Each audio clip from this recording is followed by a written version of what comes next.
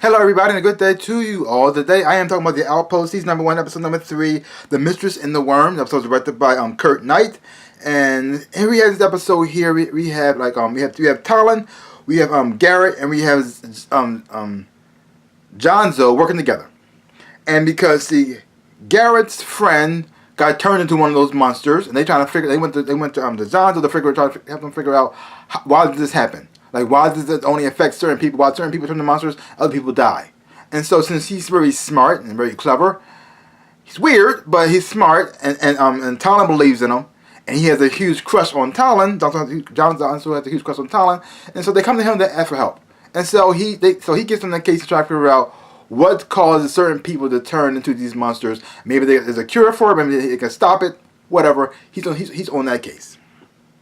Then you have the whole thing going on with Gwen and Garrett, and they seem to be they are a couple, but it's not approved on by her father because Garrett is just a soldier and she's, I guess, royalty in some type of way. I'm not sure exactly what she is, because the way they protect her and everybody listens to her, she got to be some type of royalty. She got to be something important. They're not really saying exactly what she is yet. They keep trying to say she has some kind of secret, but it's something. And she wants to keep seeing Garrett, but Garrett's pushing her away.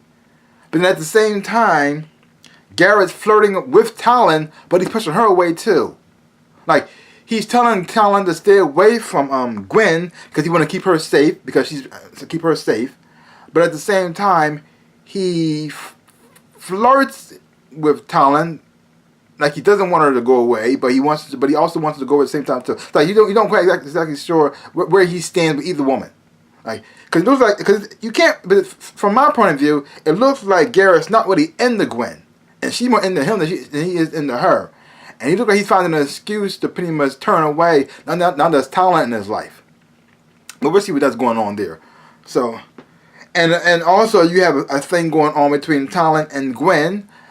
And Gwen's helping out Talon because she's grateful for what she did for her, and so Talon goes along with it because she's also grateful for what Gwen did for her, saving her life. And so Gwen pretty much gives help Talon get a bath because she needs one. She's dirty, she stinks, and she gives him some new clothes, which has a strange effect on me. Now, I guess this is back in the day. Going by the day standards, what she's wearing is not really that revealing. It's not really that seductive. But the way they responded to it was a little bit over the top to me. How other men responded to how she was dressing. I mean, it wasn't that crazy, but I guess, I don't know the mindset of men back in that time. I guess it was kind of crazy because they saw a little bit of cleavage, so they went nuts. But I guess. I mean, I guess they were trying to do it like as a comical way, but it just came off, it just fell flat. It really did fall flat. And then you have the whole thing going on with the Mistress and the Worm. The Mistress, she runs the cavern, the bar, whatever it is, and she wants more in life. She wants status. She wants wealth, and so the only way she can do this is with this new drug. But she doesn't know where the drug comes from. She doesn't know how to get it supplied to her. The only person who was supplying it to her was the Worm. That was her connection. And so now he cut her off, and so now she's struggling with that. And then you have what's going on with the Marshal.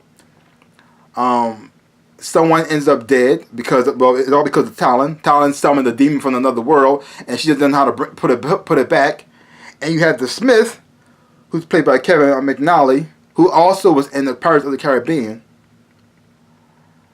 And the reason why I say this is because the music on this show, it sounds like a knockoff of Pirates of the Caribbean. I think the only reason why that's the case because Kevin McNally is part of the show. Since he wasn't in Pirates of the Caribbean, they kind of play a little bit of his music in this shows here, but it's not done well, and it feels like a cheaper knockoff of the original. So I don't know why they keep doing that, because this is not really a pirate movie, and all it keeps me thinking about Pirates of the Caribbean. And I'm trying to watch this show, and all I can hear that it's not as good as that show. So it's that movie. So please stop it. It always throws me off. It never seemed to fit in quite well, because every time they use it look like they try to use it like some type of or comical moment or some kind of action moment, and it never quite blends in quite well with the scene. It just takes me out of it, which I don't quite like at all. And we can tell that the Smith has to be the man who saved her life when she was a child. He has to be the same guy, because the thing he knows about Dark Bloods and how their magic works, and he's trying to teach her tell her how to use her powers. And he's looking out for her. So he has to be the same guy who was probably going to shoot her with his arrow, but chose to save her life. So he has to be the same guy. And so the thing is though, she's trying to get him to kill him, but he's right there in front of her and he's helping her, and she doesn't even know it. But I could be wrong on that one, but it seems like he has to be the same guy. Then you had the Marshal Withers, who doesn't like Talon at all, and then he finds a dead body by her window, underneath her window. So he automatically knows that she's connected to it. And in this case, he is right. I mean, she is responsible for this death. It's not completely her fault, but it's her fault at the same time too. And he knows that she's connected to it. He just doesn't know how or what she is exactly. Now, overall, like I said before in the previous episode, this episode is better than the previous one. This show is improving. Slowly, but it's improving. Because here's the thing. We're still in the toilet. This show is not good. It's not a great show. Because at first, we were in the toilet, we were with the crap. We was actually in it.